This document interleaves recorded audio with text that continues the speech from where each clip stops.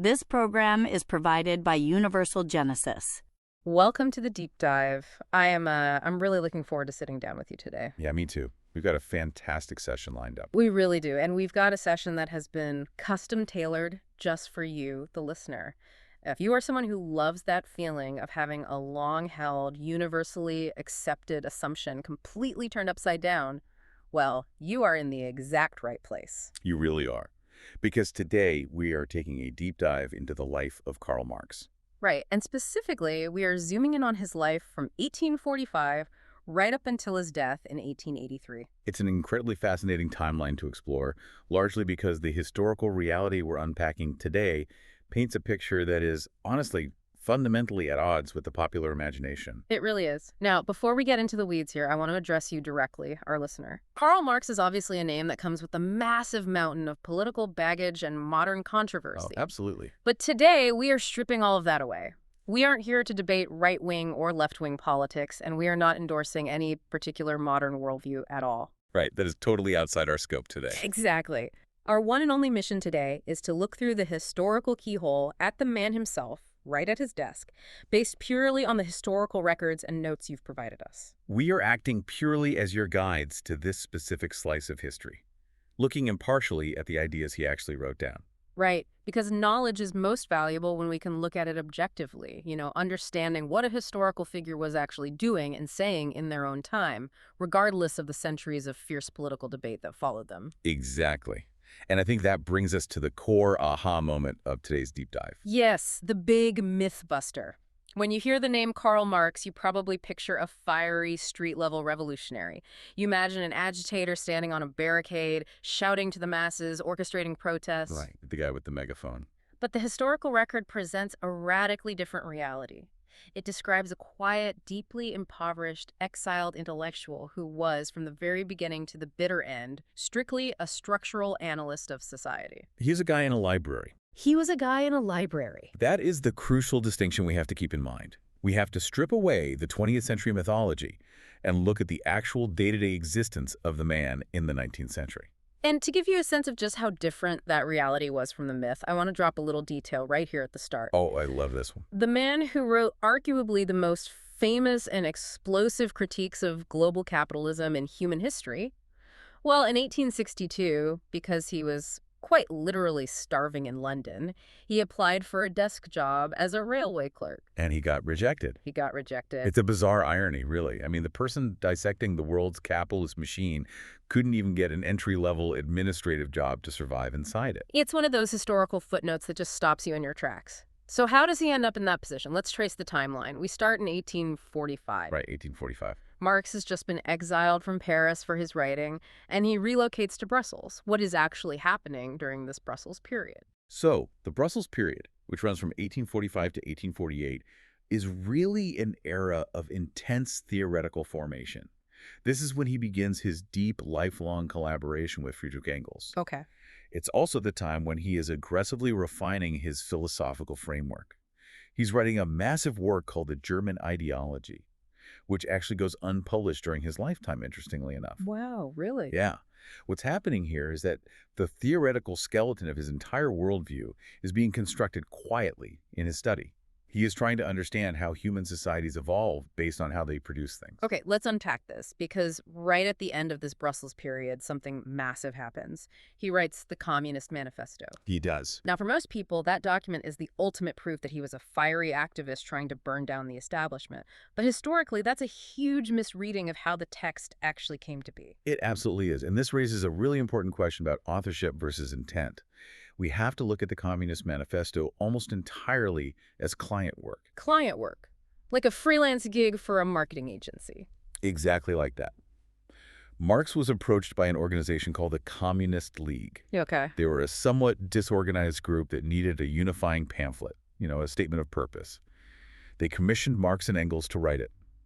The passionate, rousing, inspiring style of the manifesto, the famous lines about chains and workers of the world uniting, that tone was heavily dictated by the client and their specific organizational goals.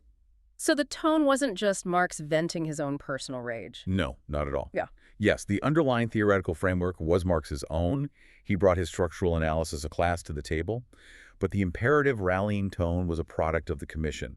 It wasn't an organic explosion of Marx's personal desire to be a street-level protest leader. It's like hiring a brilliant structural engineer to build a military fortress. The engineer isn't necessarily a soldier who wants to go to war. They just know how to design the impenetrable walls the client asked for. That's a perfect analogy. But then, in 1848, actual revolutions break out across Europe. Belgian government panics and kicks him out, and he heads back to Germany, specifically to Cologne, right in the middle of the chaos. Right into the fire. Yeah. And he starts a newspaper called the Neue Rheinische Zeitung. Now, starting a rebel newspaper during a revolution sounds like the ultimate activist move to me. You'd think so, sure. But if we look closer at his daily reality, it was actually a desperate attempt to make a living and influence the intellectual debate from a desk. A desk job during a revolution? Exactly. Yes, he was running a newspaper during a revolution. He was writing articles criticizing Prussian royal power, attacking feudal privileges, and demanding constitutional reform. But this was his livelihood. He was writing to survive in an incredibly volatile political environment. So he was essentially a radical Democratic pundit trying to keep his media startup afloat during a massive political upheaval. Precisely. And we shouldn't view those specific newspaper articles as his ultimate finalized ideological stance. They were immediate, rapid-fire reactions to unfolding daily events written for public consumption. Right. Furthermore, when the 1848 revolution ultimately failed, his paper was forcibly closed by the government, he was put on trial for insulting the authorities, and he was exiled yet again. At that moment, the door to any kind of traditional political career in Germany was permanently slammed shut. Which brings us to a major pivot. His political avenues in Germany completely collapse. He has a massive target on his back, leaving him no choice but to cross the channel to London in 1849. And he stays there for 34 years, entirely in exile. 34 years. And this is where the stark reality of his life really sets in, and where the historical record paints a rather grim picture. Grim is almost an understatement. Yeah, the living conditions he faced were brutal. The British government employed a very specific strategy with him. They didn't actively suppress him, they didn't throw him in a dungeon, but they also gave him absolutely no path to employment. Right, they just let him be. They let him starve. He had no stable income whatsoever. He wasn't some glamorous underground revolutionary operating in the shadows of London high society. He was just completely destitute in the slums of Soho. We're talking about his furniture being routinely seized by landlords because he couldn't pay rent. Yeah. Debt collectors constantly banging on the door. The material deprivation was absolute, and it extended to his family in ways that are deeply tragic, pulling him far away from the abstract world of economics and into the harsh reality of 19th century poverty. It really is sobering. Between 1850 and 1855, Marx is in his early to mid-30s. At the exact time his grand theories of global economics are forming in his head, his family is literally collapsing from poverty. It's awful. Within just a few years, 3 of his children die. An infant around 1850, his daughter Franziska in 1852, and his son Edgar in 1855. Just devastating. And the detail that really highlights the depths of this despair is that when Franziska died, Marx could not even afford a coffin for his own daughter. He had to rely on a neighbor's charity just to bury her. It forces you to pause and consider the immense personal toll of his situation. Yet what's fascinating here is his reaction to this environment. Yeah. Despite the horror, despite the fact that he actually had to pawn his only winter coat just to buy food, meaning he physically couldn't even leave the house for days during the London winter whenever he could, he relentlessly visited the reading room at the British Museum. Just sitting there day after day from 9 a.m. to 7 p.m., surrounded by mountains of statistics, British parliamentary reports, and classical economic texts. Exactly. And this is a vital analytical point. Marx didn't certainly shift from being a politician to being a theorist because he was depressed about the failed revolutions. The external circumstances of his life, being permanently exiled, being rendered completely unemployable by his radical reputation, simply stripped away any other options. It forced his hand. Right. It exposed his true fundamental nature. He was always, at his core, a desk-bound analyst. The forced isolation of London just pushed him entirely into that singular role. He was trapped in the library, so the library became his entire world. But he did try to escape the poverty, which circles us back to that amazing detail from the beginning, the 1862 application to be a railway clerk. Yes, and that wasn't his only attempt to find regular work. Throughout the 1850s and 60s, he tried to piece together a living by writing European political correspondence for the New York Tribune. But even that was a nightmare. He was paid per piece, the payments from New York were constantly delayed, and his employment was entirely dependent on the political climate and the whims of the editors. It was the absolute opposite of stable. Which meant he had to rely on something, or rather someone else entirely, Friedrich Engels. Let's talk about Engels, because this is a fascinating dynamic. It really is. Marx relied almost entirely on continuous financial support from Engels to survive and to keep researching. Engels, whose wealthy family owned textile mills in Manchester, essentially acted as Marx's patron. That is wild. It's a striking historical paradox. The profits from the very factory system Marx was analyzing and critiquing were what kept him alive. Without Engels acting as his financial safety net, Marx's research would have completely stopped. Marx wasn't financially supported by a massive revolutionary movement. He was dependent on a wealthy friend. So we have this image of Marx, grieving his children, freezing in a London flat, living off handouts from a friend who owns a factory, and burying his head in the archives of the British Museum. And what comes out of those archives? His absolute masterpieces. This is where we see the pure theorist at work. The global economic panic of 1857 hits, and it completely jumpstarts his writing. He sees the financial system convulsing, and he starts feverishly drafting what becomes known as the Grundriss. The big, rough draft. Exactly. Here's where it gets really interesting, because we need to understand what he was actually figuring out in that draft. We're throwing around terms like theory of value and surplus value. Right. The Grundriss is where he finally outlines the core mechanics of his economic theory. He's looking at the circulation of capital, the role of labor time, and most importantly, surplus value. And to put that simply, for anyone who hasn't read 19th century economic theory lately, surplus value is basically the idea that a worker produces, say, $100 worth of value a day through their labor, but the factory owner only pays them $50 in wages.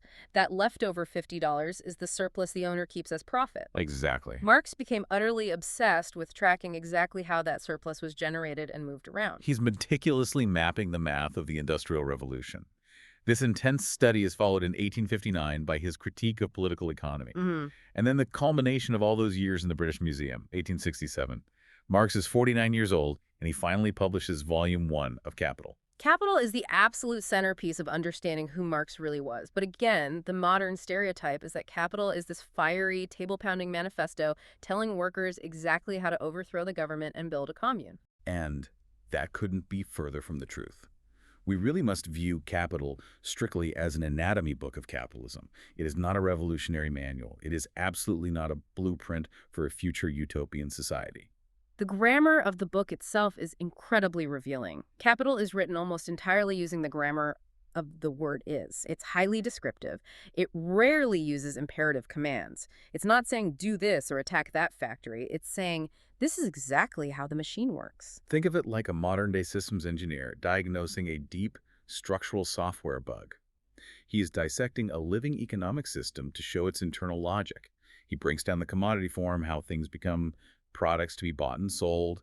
He outlines the tendency of the rate of profit to fall. Which, again, in simple terms, is his theory that as factory owners buy more efficient machines, they need fewer human workers. But since he believed human labor was the only real source of that surplus value or profit, replacing humans with machines would slowly squeeze the profit margins out of the entire system over time. Precisely. His grand thesis was simply that capitalism, by its very nature, must eventually transform because of its own internal structural contradictions. It's a machine that inevitably overheats. Right. But, and this is vital, he deliberately offered zero institutional design for what comes next. He didn't write the Constitution for a new world. He just diagnosed what he saw as the terminal illness of the current one. That is such a clarifying distinction. He's the doctor giving the diagnosis, looking at the x-rays, not the architect designing the new hospital. Exactly. But wait, what about the First International? In 1864, he gets involved with this major international working men's association. A lot of people point to that and say, see, he was a field leader. It's a common assumption. But his actual role tells a very different story.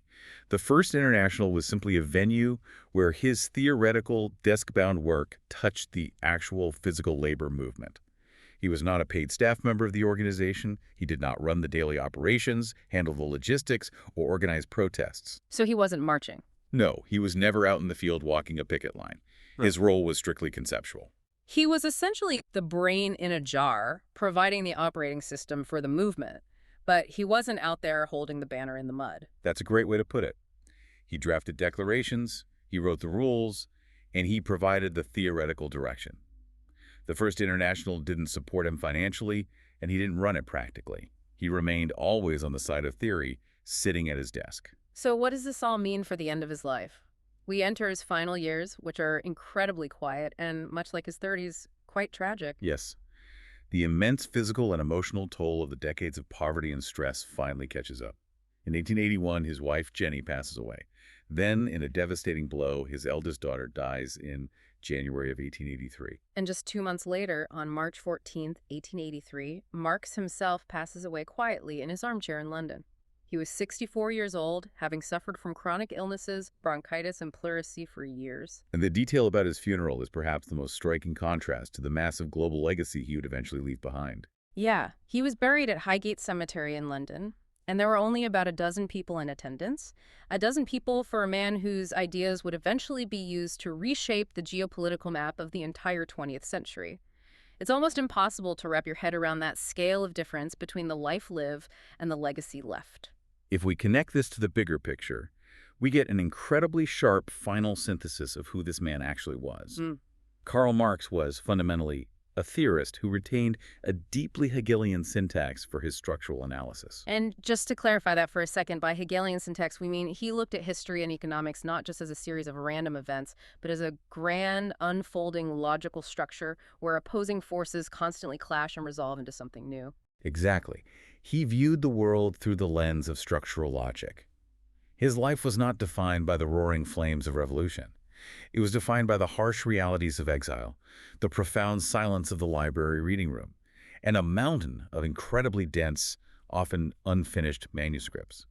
He provided analytical tools to movements that were happening outside his window, but he was never the street agitator leading the charge. Right. He was a man who spent his life trying to read the anatomy of the economic system that had exiled him. It is a total paradigm shift from the guy on the barricades we usually picture. And listener, as we wrap up this deep dive, I want to leave you with a final thought to mull over, something to explore on your own that builds right off everything we've just unpacked today. It's a big one. If Karl Marx's actual historical life was spent as a quiet, impoverished, exiled analyst, a man who merely dissected the economic structures of his time, using the descriptive grammar of is, and deliberately provided absolutely no blueprint for the future, how much of the massive, world-altering, highly structured phenomenon called Marxism that exploded across the globe after his death is actually the work of this quiet library goer, and how much of it is simply what later movements, politicians, and revolutionaries projected onto his unfinished pages to suit their own political needs? That is the ultimate question. It's definitely something to think about. Thank you so much for joining us for this deep dive. We'll see you next time. This program is provided by Universal Genesis.